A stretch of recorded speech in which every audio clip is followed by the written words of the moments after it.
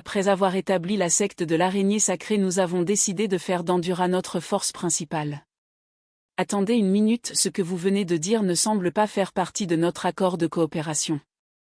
Ah oui. J'ai attrapé la main d'Andura. Ce geste l'a rendu un peu timide. Ne refuse pas si vite, ne. Veux-tu pas saisir l'occasion de te venger des gobelins? Andura, timide, a retiré sa main. Que veux-tu dire? Tant que la secte de l'araignée sacrée tiendrait bon, alors tu pourrais t'occuper de ces fidèles gobelins à ta guise. Et Andura a semblé penser que ce que je disais avait du sens. Elle a déjà commencé à imaginer comment se venger de ces gobelins à ce moment-là, mais ses pensées ne sont pas si simples. Andura réfléchit toujours à la manière d'utiliser ses fidèles pour lever sa magie du contrat.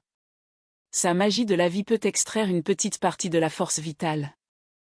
Donc, tant qu'il y a assez de gens, elle peut accumuler assez de pouvoir pour lever la magie. Mais comment ces petites manigances pourraient-elles me tromper? J'ai déjà vu clair dans son jeu grâce à la notification du panneau.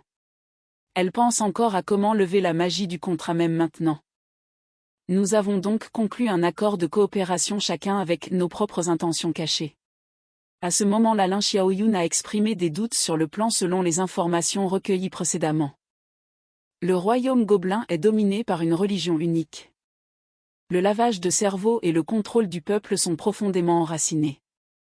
L'implication de notre nouvelle secte pourrait la faire éradiquer directement en tant que secte hérétique. Lin Xiaoyun venait juste de finir de parler. Quand Andura a immédiatement dit: si vous voulez étendre votre influence, votre cible pourrait être le quartier inférieur.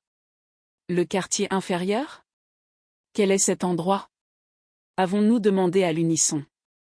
Andura a alors pris la parole pour nous expliquer. Au sein du royaume gobelin, il y a un large fossé entre les riches et les pauvres. Divisé en quartier supérieur et quartier inférieur. Les gobelins vivant dans le quartier supérieur sont tous riches ou nobles, tandis que les gobelins vivant dans le quartier inférieur sont seulement traités comme de la nourriture pour le quartier supérieur. Les gobelins du quartier inférieur ont toujours été opprimés par le temple royal au seuil de la vie et de la mort. Ils sont donc facilement attirés par de nouvelles croyances. Après avoir dit cela, Andura avait un air de triomphe sur son visage. Après tout, elle était une idole pendant les années où elle a été emprisonnée par les gobelins. Je prévois de m'infiltrer dans la ville. Pendant que cette pilule de substitution est encore efficace. Je me suis donc séparé de Lin Xiaoyun et des autres. Tant que la barre de progression de la mission augmente, cela signifie que j'ai provoqué une grande agitation dans la ville. Mais j'ai cherché dans la ville pendant longtemps et je n'avais aucune idée de l'endroit où se trouvait l'entrée du quartier inférieur. Andura ne connaissait que l'existence du quartier inférieur, pas comment s'y rendre. À ce moment-là, petite sœur Gazouillis a soudainement réagi. Elle semblait avoir senti quelque chose de spécial. Une odeur de corruption qui ne cadrait pas avec cette ville. Sous la direction de petite sœur Gazouillis, nous avons réussi à trouver l'entrée du quartier inférieur. Il a vraiment fallu un certain temps pour arriver ici. En regardant l'apparence du quartier inférieur, cela correspondait en effet à ce qu'Andura avait décrit à ce moment. La scène devant moi a attiré mon attention. Tous les gobelins devant s'étaient rassemblés. Au centre de la foule, un gobelin fouettait un vieux gobelin. Les gobelins environnants étaient tous si effrayés qu'ils n'osaient pas bouger. Personne n'osait s'avancer pour l'arrêter juste parce que ces gobelins n'avaient pas rassemblé assez de billets d'expiation. Ils se faisaient battre. À cet instant, une gobeline s'est avancée. Sa fille était malade. Le chaman du temple avait dit que si elle rassemblait 10 billets d'expiation, elle pourrait prier le dieu de guérir sa fille. Mais même après en avoir rassemblé assez, le chaman du temple a simplement dit: ton enfant est pécheur. 10 billets d'expiation ne suffisent pas et il l'a renvoyée. En entendant cela, la dernière lueur d'espoir dans le cœur de la mère gobeline a été brisée. Mais à ce moment, le chaman du temple gobelin a eu une autre idée. Il a jeté son dévolu sur cette mère gobeline. Une pensée malveillante a germé dans son esprit. Il a dit à la mère gobeline de venir au temple.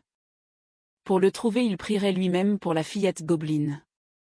Cette prière était éprouvante et laborieuse, elle nécessitait le consentement de la mère gobeline. Il lui a dit d'y réfléchir puis de venir le trouver au temple. Tout le monde a compris le sous-entendu de ces paroles.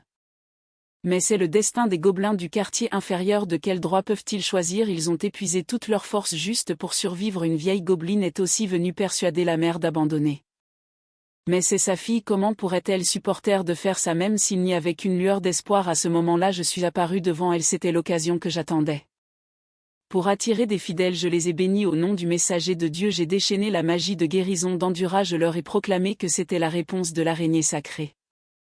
À leur supplique j'allais accomplir un miracle et octroyer le feu sacré guérisseur, une flamme verte a instantanément entouré le corps de la fillette gobeline. Les gobelins environnants ont pensé que j'allais lui faire du mal, mobilisant les villageois et prêts à attaquer. Mais ils ont été immédiatement arrêtés par la vieille gobeline sous l'effet de la magie de guérison d'Endura. Les blessures de la jeune fille guérissaient visiblement à un rythme rapide. En voyant les blessures de sa fille guérir, les larmes de la mère coulaient de manière incontrôlable. À ce moment le panneau du système s'est à nouveau illuminé sous mes yeux, érodé la foi en commençant par le quartier inférieur. Faire perdre aux gobelins la foi dans le temple, récompense de 100 points de chaos et 100 crédits. Il s'est avéré que leur faire perdre la foi dans le temple pouvait aussi augmenter les points de chaos. Donc la première apparition de cette flamme de vie ne pouvait pas faiblir. J'ai alors fait projeter par Endura une magie en forme d'araignée, montrant à ces gobelins du quartier inférieur une nouvelle secte sous l'effet de la magie de guérison. Les blessures de la jeune fille ont été guéries en un rien de temps. La mère gobeline tenait avec enthousiasme sa fille dans ses bras. Je n'aurais jamais pensé qu'un jour je sauverais activement des gobelins. La récompense que je voulais était simple, qu'ils deviennent docilement un modèle pour me permettre de rassembler plus de points de foi. Après avoir exécuté le sort de guérison devant les gobelins du quartier inférieur, même si l'effet de ma pilule de substitution se dissipe, le sort de guérison que j'ai lancé a déjà été perçu comme un miracle par eux. Je les ai bénis au nom de la secte de l'araignée sacrée. Suscitant instantanément leur adoration, par la suite ils m'ont arrangé un logement temporaire. Après tout, si je voulais continuer à rester en ville, j'avais besoin d'un endroit où loger. À ce moment-là un cristal démoniaque est soudainement tombé de la gobeline qui nettoyait ma demeure. Au début je n'ai pas reconnu ce que c'était, seulement pour entendre la gobeline me dire que c'était un morceau de minerai qu'elle avait obtenu en minant dans mon ombre. Endura a soudainement réagi à ce cristal démoniaque, il semble qu'elle me signalait de garder ce cristal démoniaque. Mais la gobeline a vu mon intérêt pour ce cristal démoniaque et me l'a donné directement après que la gobeline soit partie. Endura a immédiatement montré de l'intérêt pour le cristal démoniaque. Je t'ai tellement aidé, ce n'est pas trop demander une récompense, n'est-ce pas? Je veux ce cristal démoniaque que tu as dans la main. De toute façon c'est inutile pour vous les humains. À ce moment-là j'ai vu une notification sur le panneau du système, il semble que ce cristal démoniaque soit très important pour elle. Mais je n'avais aucune intention de le lui donner, simplement peut-être que je pourrais l'utiliser aussi, voyant que je ne le lui donnerais pas.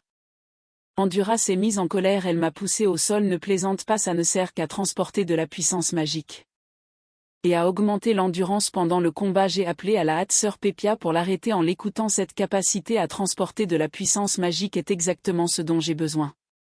Faisons un marché, tu m'aides encore une fois. Le prochain cristal démoniaque extrait par ces croyants sera à toi. Que dirais-tu de ça? Mais Endura ne faisait pas entièrement confiance à mes paroles. Puisque la manière forte ne fonctionnera pas, je vais essayer une approche plus douce. Chère sœur Endura, comment pourrais-tu oser refuser quelqu'un d'aussi faible et pitoyable que moi? Après tout, je suis le roi qui se fait entretenir, puis-je te convaincre ainsi? Bien que l'attitude d'Endura fût quelque peu réticente au début, elle a finalement cédé à mon brillant stratagème. Je lui ai demandé de m'aider à graver un cercle magique sur le cristal démoniaque. J'ai dessiné la forme du cercle magique sur le sol.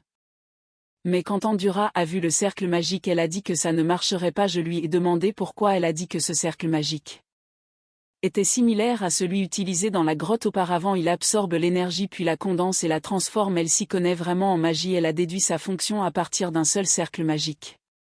Mais elle a aussi dit que ce cercle magique ne peut pas fonctionner sur ce cristal démoniaque, car le cristal démoniaque est comme un récipient. Ce cristal démoniaque est trop petit. Il ne peut pas contenir le pouvoir magique que ce cercle apporterait. Elle a pu servir de réceptacle dans le cercle magique au début grâce à sa propre et puissante vitalité.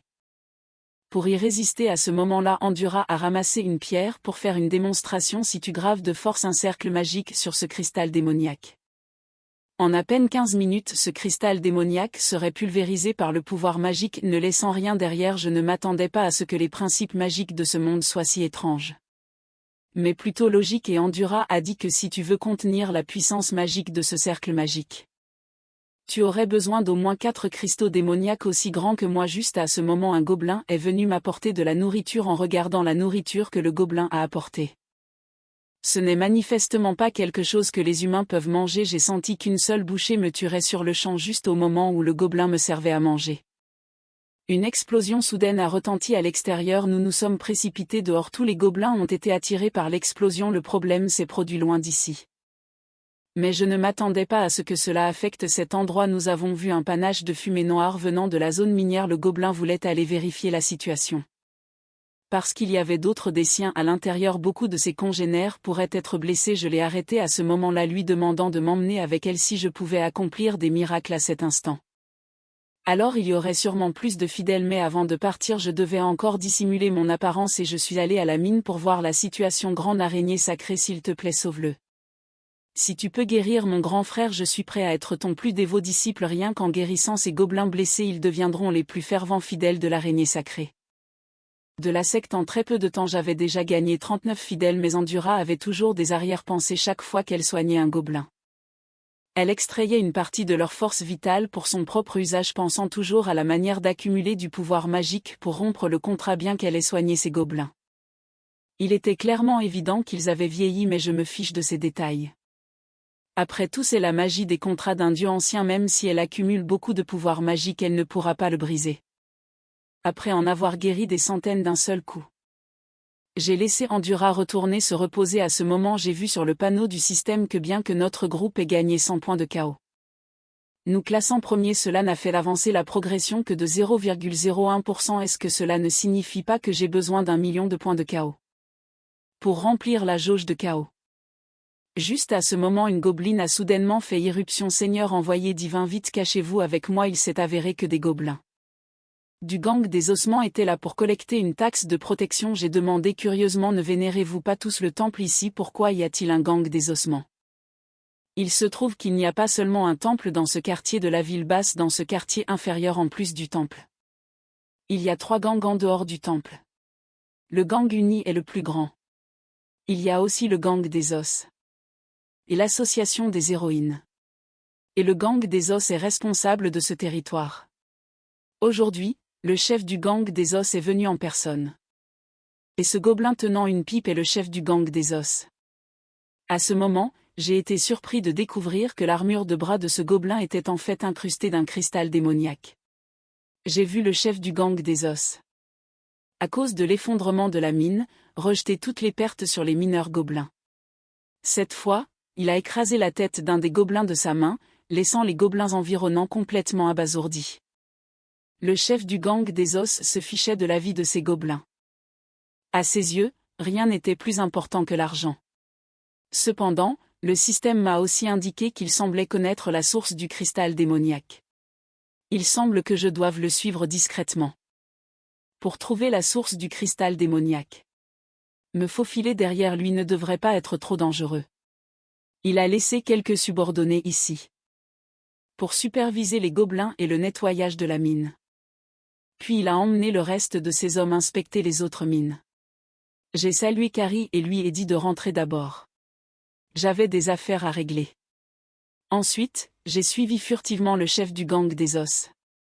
En le suivant tout le long du chemin, j'ai découvert que le chef du gang des os, Andrew, était vraiment cruel.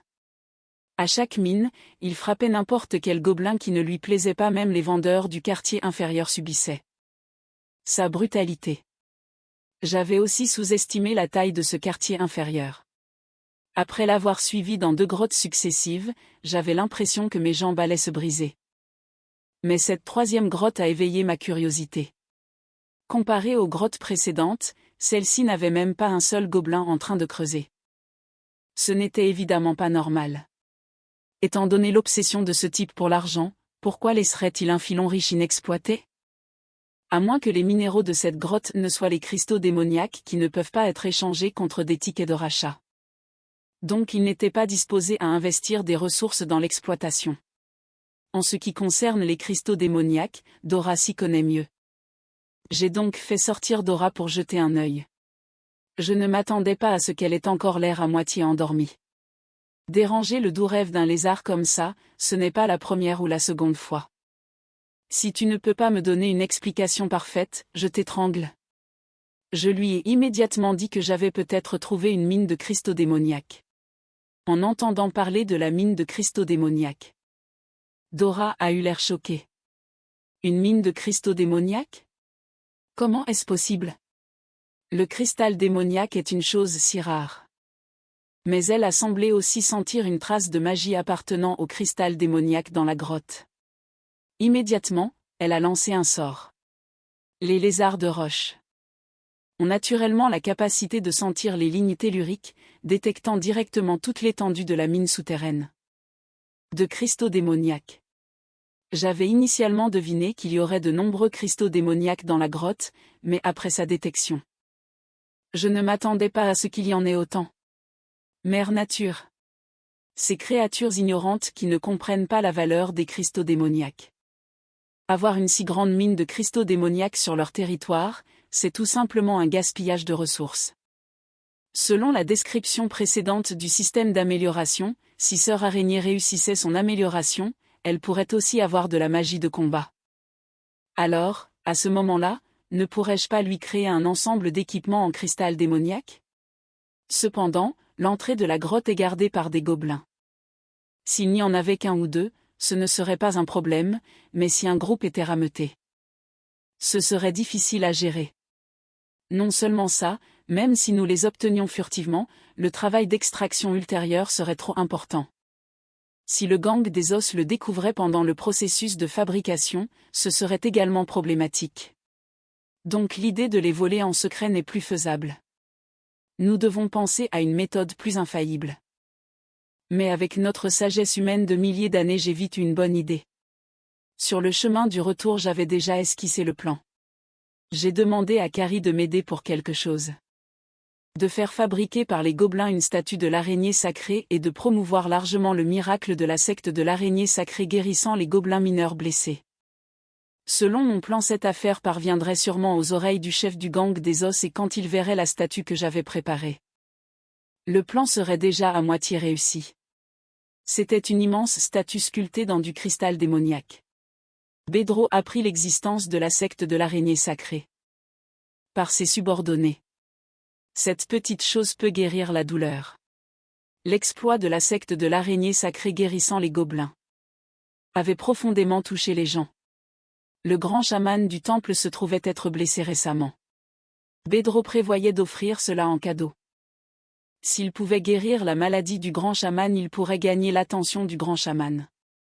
Dis-moi quelle récompense tu veux. Mais avant que son subordonné ait pu finir de parler, Bedro les tua sur le champ. C'est toute ma fortune, tu penses vraiment la mériter en étant poli avec moi? Tu ne connais vraiment pas les règles. Bedro regarda ces tas de minerais. Il était réticent à utiliser sa richesse pour construire une statue à présenter au grand chaman. Mais il pensa à la mine de cristal démoniaque qu'il avait découverte. Ces minerais lui étaient inutiles. 10 jours plus tard, Bedro construisit une statue géante de la sœur de Petit Gazouillis en utilisant la mine de cristal démoniaque. Et l'offrit au temple, mais le messager du temple avait l'air perplexe. Bedro fit immédiatement une démonstration au messager par ses hommes. Le pouvoir de guérison de la prière à l'araignée sacrée. Les gobelins blessés prièrent longtemps sous la statue. Et rien ne se passa. Est-ce là l'araignée sacrée miraculeuse dont tu disais qu'elle guérirait? Avant que Bedro ne puisse s'expliquer. Il fut directement chassé du temple par le messager et je les attendais dans l'ombre. Si le temple vous a déjà abandonné, pourquoi ne pas envisager de collaborer avec moi? Je suis apparu directement sous forme humaine devant Bedro. En voyant un humain apparaître, les yeux de Bedro s'illuminèrent. Allez l'attacher. Je veux l'emmener au chaman pour gagner ses faveurs. Mais je n'étais pas du tout inquiet. J'avais demandé à Indura de projeter l'image de la secte de l'araignée sacrée avec de la magie pour simuler un miracle. Et cela les a maîtrisés. Le miracle de la secte de l'araignée sacrée est réapparu, intimidant directement les membres du gang des os. Même Bedro était choqué, mais Bedro était très avide, je leur ai affirmé que collaborer avec moi pourrait augmenter leur richesse. Cela a finalement fait un peu hésiter Bedro. Je lui ai dit que j'avais un moyen de faire travailler les gobelins mineurs plus durs. Bien sûr, je pouvais aussi faire en sorte qu'ils se retournent tous contre lui. Mais Bédro était très arrogant, se vantant sans vergogne que tant qu'ils auraient des pensées rebelles, il tuerait chaque individu qu'il verrait. Je savais bien sûr qu'il était impitoyable et qu'il pouvait faire ce qu'il disait. Mais si tous les gobelins sous votre juridiction se rebellaient, pourriez-vous tous les tuer? Bédro n'oserait certainement pas. S'il les tuait tous, il n'y aurait plus de gobelins pour miner pour lui. Je savais qu'il n'oserait pas. Donc bien sûr il n'avait d'autre choix que de coopérer avec moi. Je lui ai fait placer une géante statue devant la zone minière. Il a demandé avec confusion à quoi cela servait. Je suis le messager de l'araignée sacrée. As-tu besoin de demander pourquoi une statue est faite pour l'araignée sacrée? Bien que Bédro soit encore dubitatif à ce moment. Il a fait ce que j'ai dit. Tôt le lendemain matin, une immense statue se dressait déjà devant la zone minière. Les gobelins venant travailler ont tous remarqué la statue. Ils se sont immédiatement précipités pour s'agenouiller et prier devant elle. Il semble que maintenant nous n'avons plus qu'à attendre l'accumulation du pouvoir de la foi. Hier j'avais demandé à Indura de se cacher secrètement derrière la statue. Et de graver un cercle de rassemblement spirituel sur la statue. Maintenant. Nous n'avons plus qu'à attendre 10 jours pour absorber le pouvoir. Maintenant, selon la demande du messager, ces viles créatures vénèrent la statue. La production minière doublera-t-elle bientôt comme l'a promis le messager? Tout cela requiert un processus, vous devez avoir suffisamment de patience. Après avoir prié la secte de l'araignée sacrée pendant 7 jours, la production des mineurs n'ayant pas augmenté, Bédru a commencé à douter. C'est le moment où la statue accumule du pouvoir.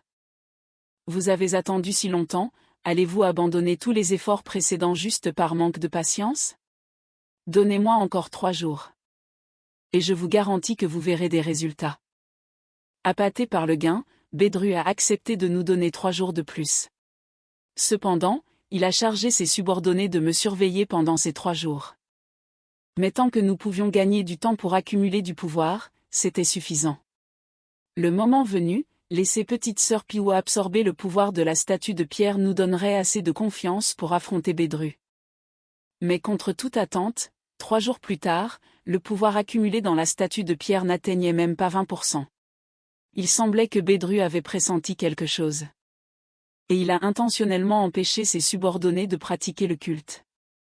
À ce moment, Bédru est arrivé, fou de rage. Maintenant que 10 jours ont passé, ma production minière n'a pas augmenté, elle a même diminué. Il est temps de régler ce compte. C'est vous qui avez d'abord empêché vos subordonnés de vénérer la statue, comment pouvez-vous me reprocher de ne pas tenir ma promesse? La raison pour laquelle rien ne bouge maintenant, c'est que le pouvoir rassemblé n'est pas suffisant. Mais ce Bédru n'a prêté aucune attention à mon explication, brandissant sa hache géante, il a chargé avec ses partisans. Je n'ai pas eu d'autre choix que d'extraire d'abord le pouvoir de la statue de pierre et de laisser petite sœur Piou s'occuper de ses subordonnés. Et j'ai simultanément lancé les compétences pour remonter le moral sous différentes formes avec la même divinité, saisissant l'opportunité d'attaquer Bédru. Mais à ma grande surprise, cette attaque de toutes mes forces n'a fait que les rafler. En effet, avoir 2 niveaux de plus était un écart trop grand. Bédru était furieux et a attaqué petite sœur Piou. Face à un adversaire de plus de 2 niveaux supérieurs, petite sœur Piou a été sévèrement battue. Heureusement, la magie de guérison d'Andura était là en soutien. Mais sous l'attaque intense de Bédru, l'arme de petite sœur Piou s'est brisée. C'était fini. Petite sœur Piou était gravement blessée par Bédru. Maintenant, elle tenait à peine le coup, même son arme était brisée, et ce, malgré la magie de guérison d'Andura. Elle ne pourrait pas tenir longtemps. Allions-nous mourir des mains de Bédru aujourd'hui? Après s'être occupé de petite sœur Piou, Bédru s'est dirigé droit sur nous. Même si nous avions la magie de guérison d'Andura, elle ne pouvait pas résister à ses coups. Juste au moment où l'attaque de Bédru était à quelques centimètres. J'ai immédiatement cassé un bâton d'encens hypnotique. Cet encens pouvait hypnotiser l'adversaire. Pendant 1 minute, en fonction de la différence de force mentale, Bédru, qui a été affecté par l'encens hypnotique, s'est mis à vénérer la statue de petite sœur Piou selon mes instructions, augmentant immédiatement la progression à plus de 20%. Que s'est-il passé? Une minute plus tard, Bédru s'est réveillé de l'emprise de l'encens hypnotique. Qu'est-ce que tu m'as fait? Tu veux savoir? Je te le dirai après ta mort. Bédru, furieux et se sentant floué, s'est précipité. Mais à cet instant, une arme cachée a soudainement interrompu son action.